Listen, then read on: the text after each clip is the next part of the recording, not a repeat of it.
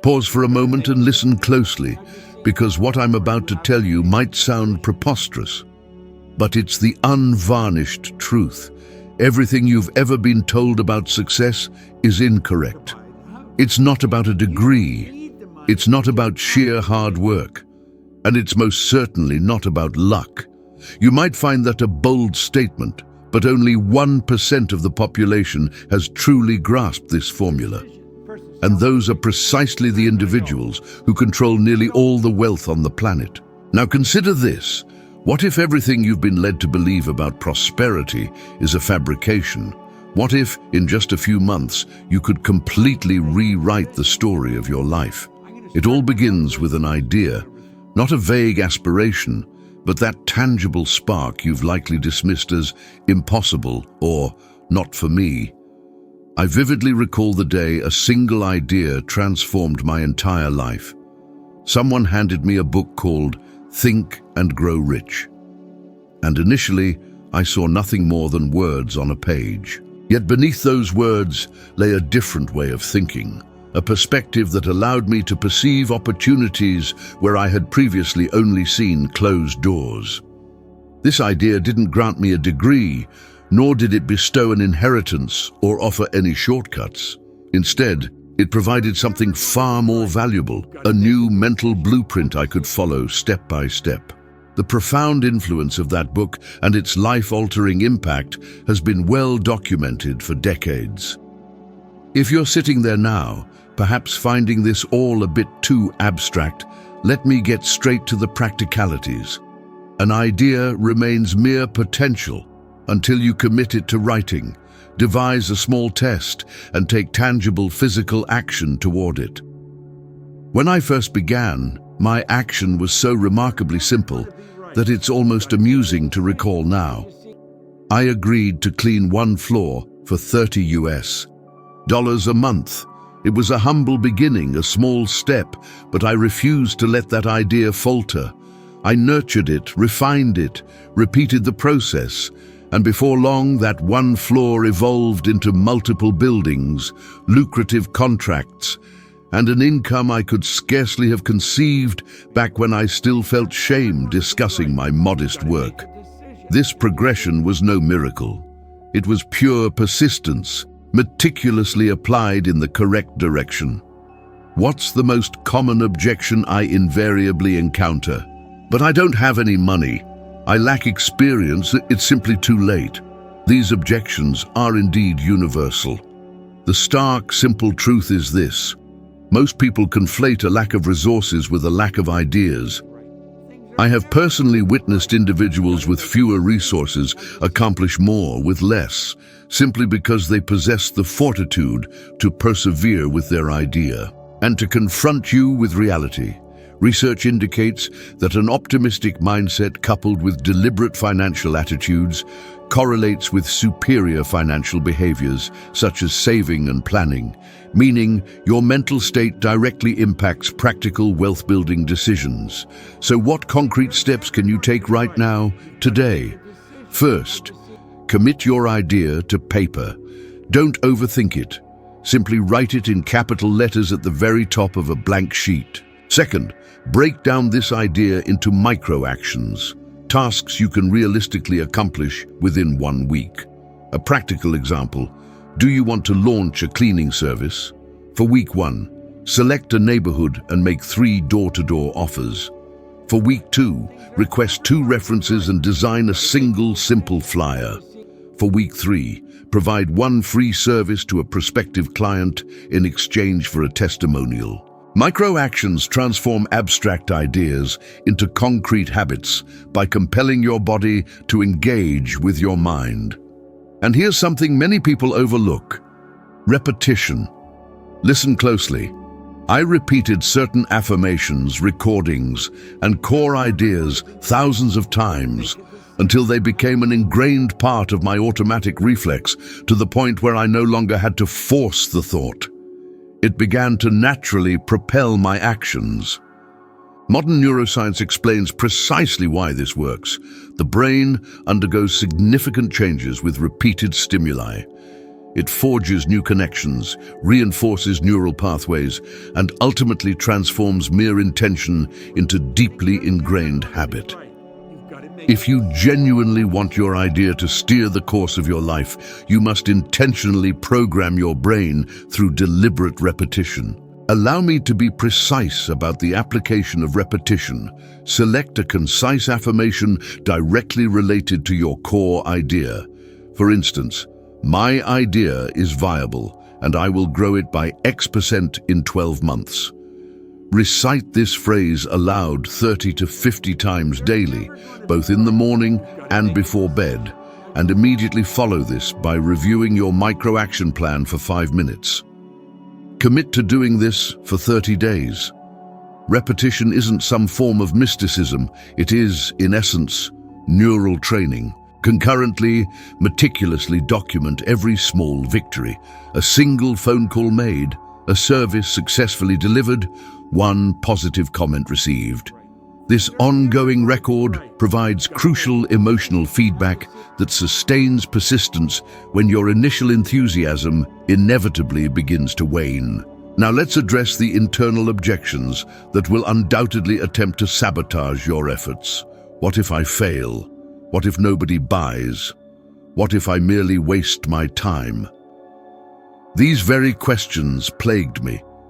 I experienced that same gnawing fear in my gut.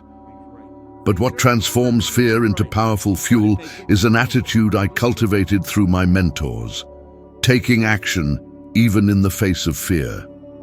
Each action you execute diminishes the weight of doubt, and it is precisely this accumulation of small certainties that over time transmutes the seemingly impossible into a matter of routine. I didn't invent this principle. Rather, I uncovered it by observing successful leaders through diligent study and rigorous testing, and crucially, by analyzing empirical data. Consistent, planned behaviors are strongly correlated with enhanced financial well-being and more judicious decision-making over the long term.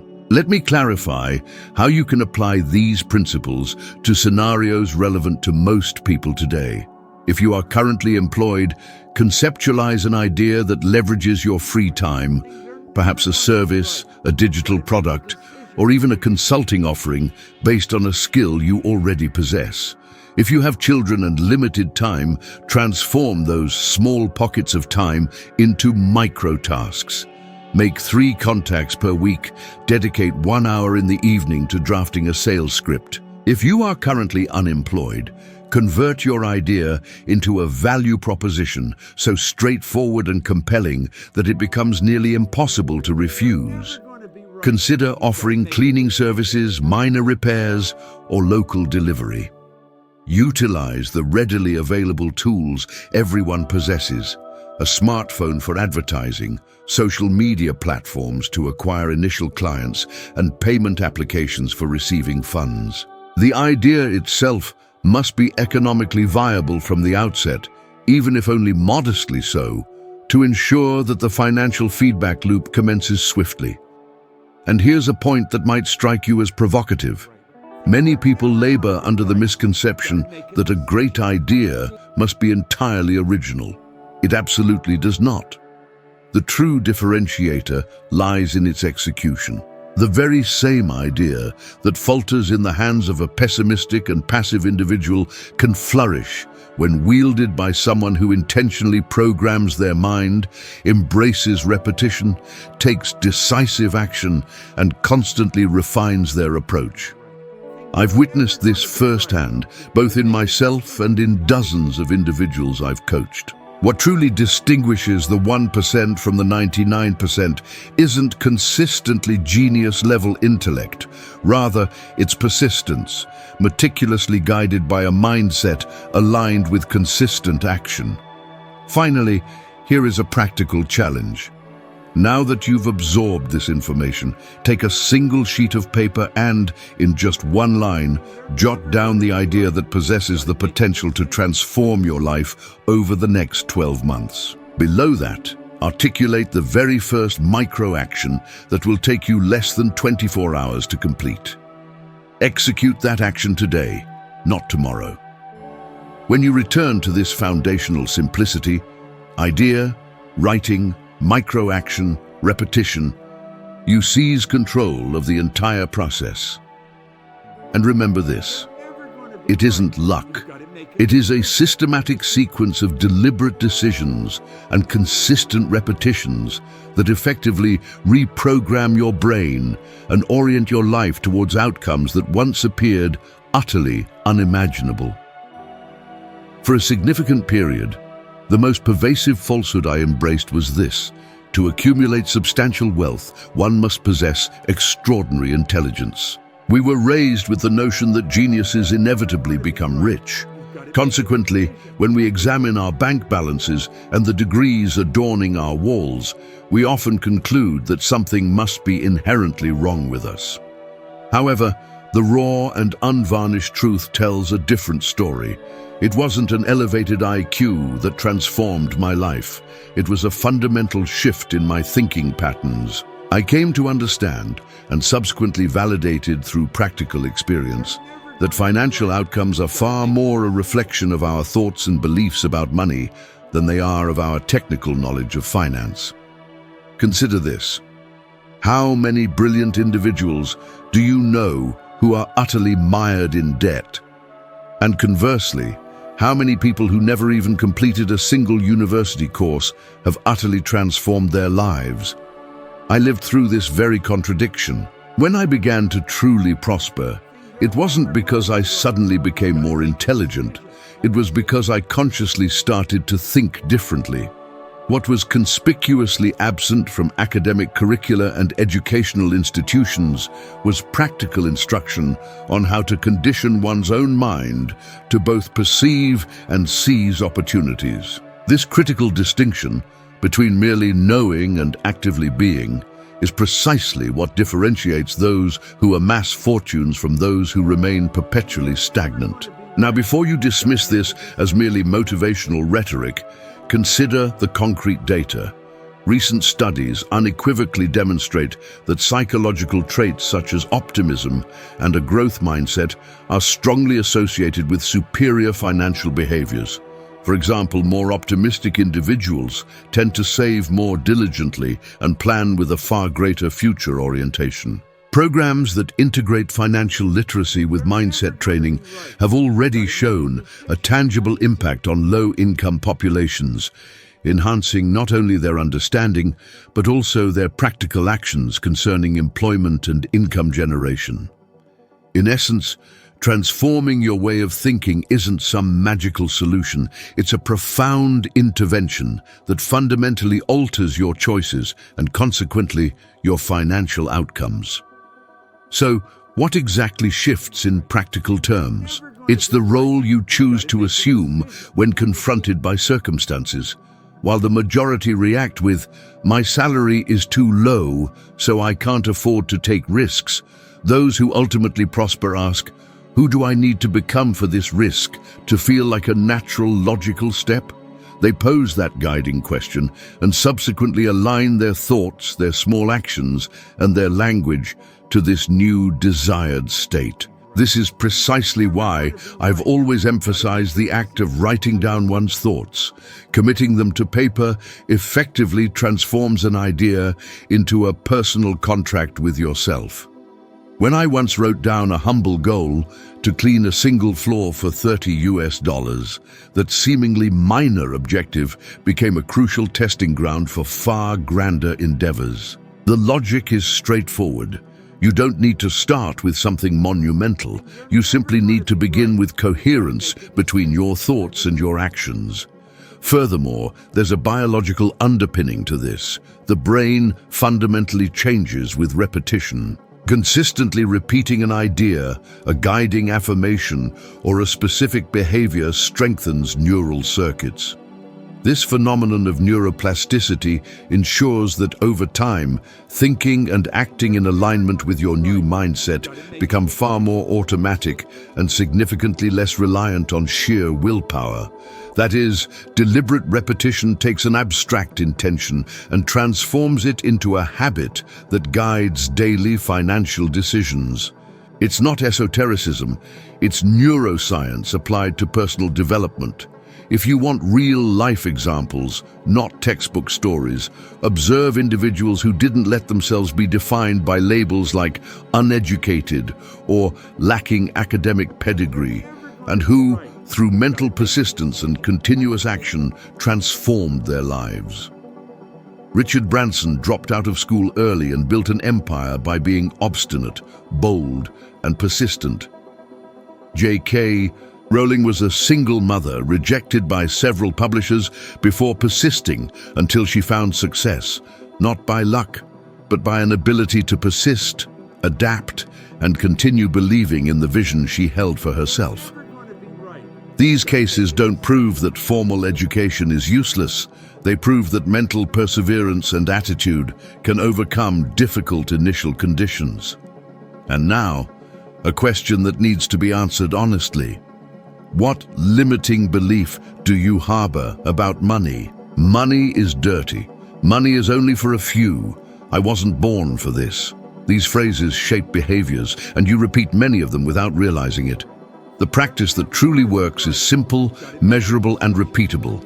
Choose a new, practical belief, short, specific, action-oriented, and make it a routine.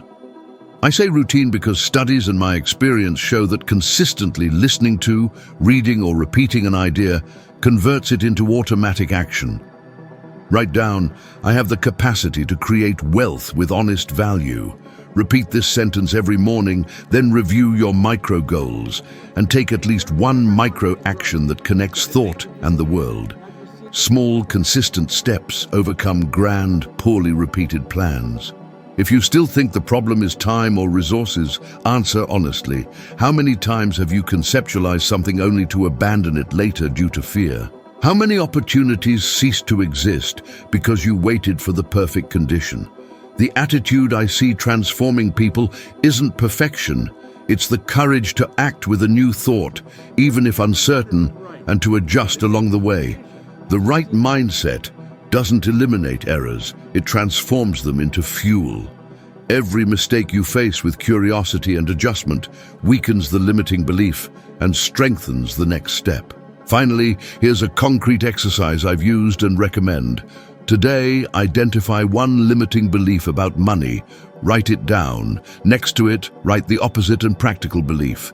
Choose one micro-action you will take in the next 48 hours to prove to yourself that the new belief is more useful.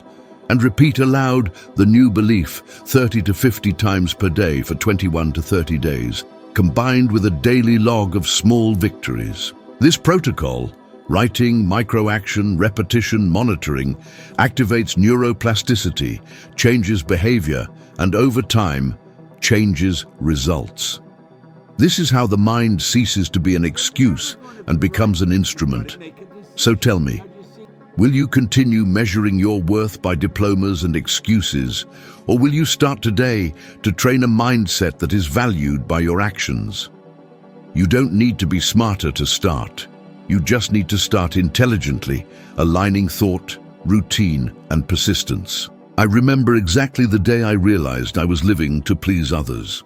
It was a massive room, full of people. I was sitting in the back, hunched over, trying not to be noticed, as if the mere fact of my existence was an inconvenience. At the front, a man spoke with such confidence that he completely dominated the atmosphere. His name was Bill Guff. He didn't need to shout nor prove anything. He simply was. And I, in the back, thought, if I could speak like him, my life would change. But deep down, the truth was that I didn't believe I deserved to be on that stage. Fear silenced me. Fear of looking ridiculous, fear of making mistakes, fear of being judged. And in the silence of my mind, I became a prisoner of others' opinions. Until Bill said something that cut through the air like a blade. If you want to be free, you have to be yourself. Those words pierced my chest and kept echoing. I couldn't explain it, but in that instant, something inside me began to crumble. The character I had built to please, to be accepted, to fit into others' molds. Realizing this was painful, I understood that for years I had been dimming my own light just to avoid bothering anyone. Instead of expanding, I shrank. Pretending everything was fine became my specialty. And the result? I breathed, but I didn't live. It was like being trapped in an invisible cell with the door open, but afraid to step out. It's curious how the mind does this to us. We believe that pleasing others is the way to be loved, when in fact, it's the slowest way to destroy ourselves.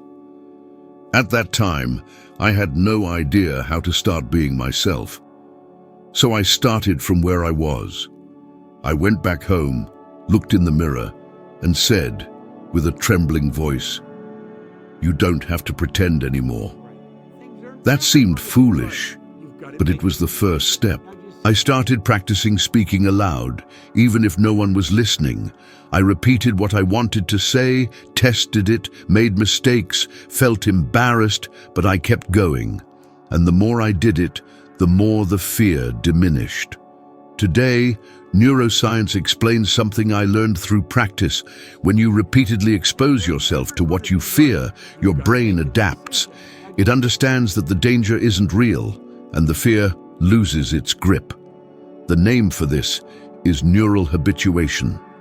Every time you act with authenticity, even while trembling, your brain registers a new pathway, that of courage.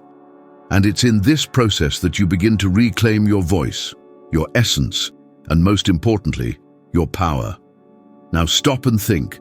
How many times have you held back from saying what you wanted due to fear of what others might think? How many times have you worn a mask at work, with family, in relationships, just to fit in? The cost of this is immense, because living to please is carrying a burden that never belonged to you. You start to measure yourself by the gaze of others, and every criticism becomes a blow to your self-confidence. But the truth is, no one out there has the right to define who you are. It took me a long time to understand that being accepted and being loved are different things. Being accepted is conditional. You are valued as long as you behave according to expectations. Being loved is free. It's when you are appreciated exactly as you are, and when you decide to be truthful, you will inevitably bother those who are still caught up in appearances. They'll call you arrogant, crazy, different. But do you know what's worse than being judged? Continuing to be a pale copy of who you were meant to be. I remember the first time I stepped onto a stage. My hands were sweating, my heart was racing, and I thought about giving up. But something in me whispered, "You've lived with fear for too long. Now it's time to live with purpose." I trembled, I stammered, but I spoke. And when I finished, I realized I hadn't died. On the contrary, I had been reborn. It was there that I understood that courage isn't the absence of fear. It's the decision to proceed even with it. Studies show that people who live in alignment with their authentic values have higher levels of well-being, satisfaction, and even financial stability. This is because when you are true to yourself, your actions align with what you believe. And where there is alignment, there is clarity. And where there is clarity, there is power. It was this clarity that allowed me to transform an idea into an empire, without needing to pretend to be someone I wasn't. I discovered that being authentic isn't about being perfect. It's about being whole. It's recognizing your flaws, your doubts, and still choosing to show up. When you do that, the universe responds. The right opportunities appear because you are vibrating at the right frequency. The frequency of truth. And nothing is more magnetic than the truth. I want you to imagine for a moment what your life would be like if you lived 100% as who you truly are. If you didn't have to justify yourself or hide your dreams or ask permission to exist. Imagine waking up every day with a feeling of lightness because there are no more masks. That is freedom, and it begins the exact moment you stop trying to fit into others' worlds and start building your own.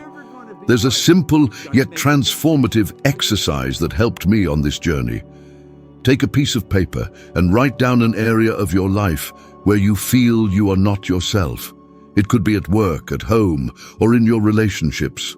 Write what you would like to say or do if you weren't afraid. Read it aloud.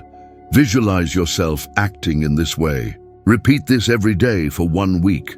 What will happen is powerful. Your mind will begin to accept this new version as possible, and fear will lose its grip. I learned through practice that living to please is the most subtle way to give up on yourself, and that deciding to be who you are might annoy many people, but it will inspire those who need it. Ultimately, authenticity is a silent revolution. It doesn't ask for applause. It simply liberates. And that's how I discovered that life stops being an obligation when you stop playing a character and finally start living your truth. Doubt isn't just a fleeting thought. It's a mechanism that paralyzes action and devours possibilities. For years, I allowed that whisper to define me. What if I fail? What if they laugh? What if it's too late? And each what if functioned as an invisible chain that prevented me from getting up. I painfully realized that doubt isn't a warning of danger. It's a thief that slowly steals moments, opportunities, and reputation. How many times have you given up before even starting, not due to lack of ability, but because doubt painted the future as a room of humiliation? These paralyzing questions appear in all social classes, at all levels of knowledge. It's not exclusive to those with less. It's the human condition when the mind aligns with fear. I remember an episode that almost broke me. I found myself in meetings, training sessions, and gatherings where ideas sprouted and opportunities emerged, and I kept quiet. I preferred not to ask, not to expose myself, because doubt whispered that I would appear ignorant. However, the bitter truth revealed itself. By staying silent, I missed out on invitations, lost convictions, and let doors close without ever knocking on them. The feeling of watching others seize what I could have pursued gnawed at my self-esteem. It was a costly lesson. Doubt doesn't protect, it impoverishes. When I finally started asking questions, even while trembling, I began to be seen. When I started offering, even with the fear of rejection, I began to receive. Action diminishes doubt. Every small confirmation builds evidence against the inner skeptic. Science confirms what experience taught me. Fear and hesitation can be reduced through deliberate and repeated exposure, not through heroic acts, but through programmed steps that bring the body into contact with what the brain perceives as dangerous. Exposure therapy shows that safely and repeatedly confronting what frightens you is one of the most effective ways to extinguish fear responses and create new patterns of reaction. This means doubt can be desensitized. You practice small actions that feel uncomfortable until the discomfort loses its intensity and the action becomes natural. It's not magic, it's training. Now pay attention. Most people confuse prudence with doubt. Prudence asks, what's the real risk, and acts with planning. Doubt only says, what if it goes wrong, and paralyzes. There's also an economic trap known as loss aversion. We feel the pain of losing more intensely than the joy of winning, and doubt takes advantage of this. When you overestimate potential losses and underestimate plausible gains, you end up choosing inaction as security. It's an illusion. Inaction also has a cost. Ask yourself, how much have you already lost by not taking risks? How much value have you left behind due to fear of setback? So, how do you free yourself practically and directly? First, acknowledge and write down the doubt exactly as it appears. Don't sweep it under the rug. Expose it on paper. Then break it down into testable questions. What if I fail? What's the worst consequence for 30 days? Can I survive it? What do I learn? Next, design a proof action, something that takes less than 24 hours and tests the hypothesis. If the fear is public speaking, offer 5 minutes in a meeting. If the fear is asking for a client, write a short proposal and send it. If the fear is risking a small investment, start with an amount you accept losing as a learning cost. The scale of the action needs to be small enough to be done, yet significant enough to matter. Structured repetition of this leads to real and measurable change. Allow me to be practical with a protocol I used that worked for me. Choose a small action that causes moderate discomfort, level 4 or 5 on a scale of 0 to 10. Perform this action 3 times in the first week, 5 times in the second, and record the emotional reaction and practical outcome. Evaluate weekly what changed in your feeling, what changed in the opportunities. At the end of 30 days, compare the perceived fear at the beginning with your current fear. The difference is living proof that doubt has been losing ground. This protocol combines principles of exposure, neuroplasticity, and micro-experimentation. Science applied to real life. I also want you to see real-life examples so you don't confuse theory with fantasy. There are leaders, entrepreneurs, and artists who have confessed that the turning point occurred when they started acting despite their fear, not when the fear disappeared.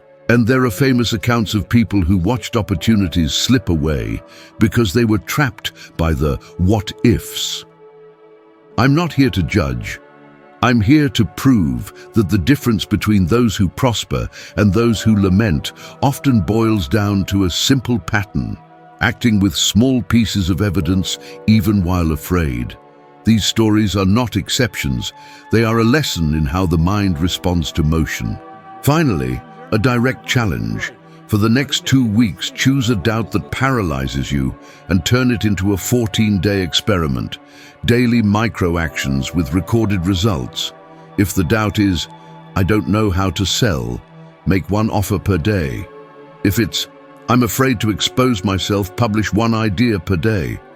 If you do this, even with failures, you'll have something those stuck in what-ifs never will. Real data, tangible proof, and a new bank of experiences that dismantles doubt. Doubt resists until you provide contrary evidence, offer it proof, act. What truly changes life isn't how much you know, nor how many times you've tried. It's the moment you decide to act even with fear. When you take a step, even a small one, the universe reorganizes around you. Doubt loses power, the mind aligns, and everything begins to flow. This is the most hidden secret of the 1%. They don't wait to feel ready. They create the state of readiness by acting. And this is exactly what I want you to take with you from now on. There's no lack of capability in you, only a lack of decision. Act today. 1 gesture, 1 choice, 1 movement. Because that's how your reality begins to transform. Now, the next video appearing on screen will take you even deeper into this journey. It's your next step to climb 1 more rung in your wisdom evolution, to become 1% better than you are now. Thank you for being with me this far. I'll see you in the next video.